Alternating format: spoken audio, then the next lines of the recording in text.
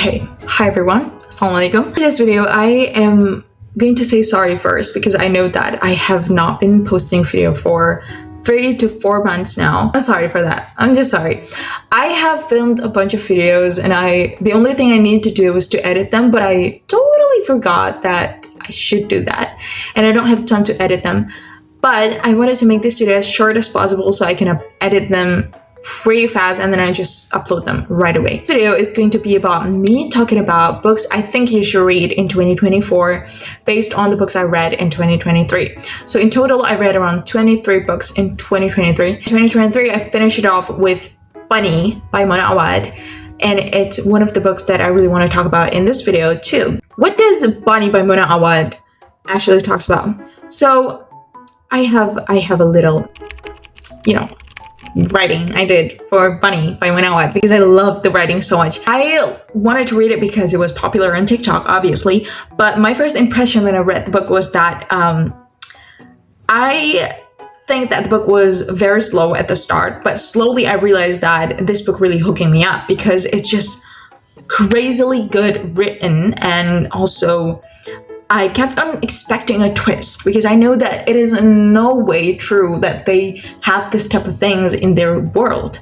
So because I know that those stuff that they're doing aren't true and possible at all to be done in the actual world, I sometimes feel like those type of stuff that they are doing are actually a representation of something in the reality that I cannot quite put my hands on because I just cannot think straight on what exactly stuff that they're wanting to portray in the real world. So in the reading process, I always knew that Samantha, our main character in the book, is unreliable narrator. And I love when a book has unreliable narrator because it makes you think. Maybe the narrator is a delusional girl. Maybe the narrator is simply just full of feelings and just cannot process stuff in straight mind, So because of that, we have a very open to interpretation book and I really love it. So if you like book that talks about culty stuff, talks about like darkness stuff, but also a little bit of comedy, really sprinkle of comedy, not much comedy, then I think you should read the book. I don't know how to properly make you feel like you should read the book other than how I explained it just now, but I really love the book and I think you should too. At least try to read it. The writing is phenomenal. I feel like the writing is really beautiful, and also I really like how they portray how sometimes cult make you feel like you are brainwashed and how that stuff works. How that brainwashing works. Samantha was brainwashed by these girls who trying to turn bunnies, animal bunnies, into boys to take advantage of. And yeah, this book has that realm in it. So maybe because of that, because of that freshness of the story, I love the book so much. And I think you should read it. It's going to be I Who Have Never Known Men by Jacqueline Hartman. And if you want to know like the full review of the book, I really recommend you to watch my other video. And I talked more about the book and why I think that book really gave me impact on my feelings as women and also how I interact with my other friends as women too. And this book really brings you into full on thoughtful mode, full on wise mode, because this book talks about a story of a girl who barely got any interaction with the real world because this girl was born in prison-like building, and then one time the building opened up somehow and then they fled off the building and then they're trying to live. Basically, you are going to see how this girl slowly accept the fact that she wouldn't get the life that everybody had before entering the life in prison. I think What Was I Made For song by Billie Eilish for Barbie is really, really suitable for this story because it's just this girl just doesn't know what was she made for when she barely have people to be friends with and barely have time.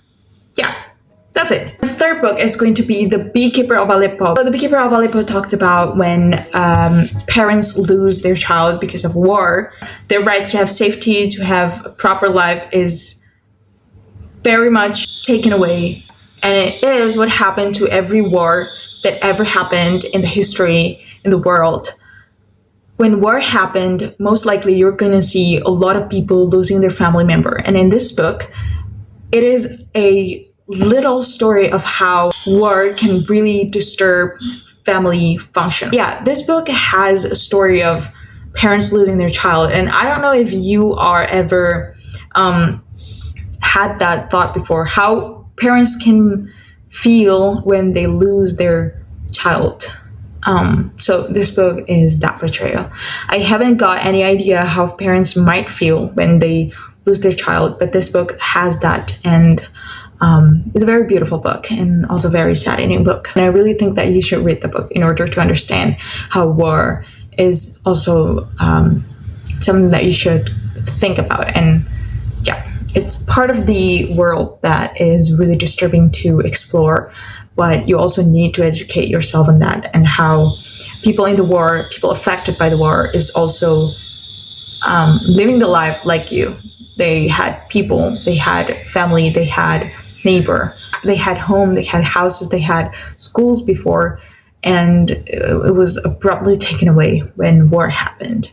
So it's a very important book, and a very, very beautiful book too, to explore that emotion in human. I think that is it. Okay, next one, we get into a little branch in another genre. It is Confessions by Minato Kanai. This is a lit, or Japanese literature, and it's in Bahasa Indonesia. I bought it pre-loved. 2023, I read this because I actually forgot why I wanted to read this, honestly, but I think it was because of a Twitter tweet talking about the movie of the book, but I haven't until this time watched the movie at all. But this book talks about revenge. It talks about when a teacher loses their child, what type of thing that this teacher would willingly do in order to serve justice to their child. This teacher wanted to revenge on the people that are allegedly being the murderer of their child, of the teacher's child. And this book, I really like it because it brings you into the world of how some people might even go to when they are disturbed, in a good way actually, because this teacher has all the rights to be mad at these allegedly murderers, which are the teacher's students. So yeah, explore the revenge and explore the crazy things that this teacher would go through and will do in this book. I really like it. I really like the book because every single time I read the book, this book will leave you laying on the bed because you read it on the bed, and also you approach the end of the chapter. Like every single chapter I read from the book made me lay flat on the bed and got me thinking straight on how crazy human can be. And I'm not talking about the teacher only. I mean, the disturbed people are not just the teacher. I mean, the teacher has the rights to be disturbed. Like they're she wanted to give justice to her daughter, of course. Yes, very, very much understandable. But the students is just something else, okay? These children don't have morals, and this book will give you that exploration. Just get this, okay? Just read this. If you want to read it, and you are also my friend, you wanted to read it, go ask me for this book. I will more than happier to lend you the book because of how good the book is. Okay, so yeah, that's it. That's all the books that I think you should read based on the books that I've read in 2023. Do I have any other books that I also read in 2023? I feel like those, I don't know how much books that I have already mentioned. So yeah, those 5 books are the most impactful or the most memorable books that I can think of based on my 2023 reading. And though I read other book that you probably already know, the thickest book I've read so far, it has 800-ish pages, and I read it in 2023. I don't think I wanted to recommend it because of the controversial author. I don't know if people want me to. Please avoid labeling art with the artist.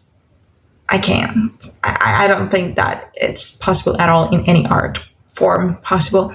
So I'm trying my best to do my job here.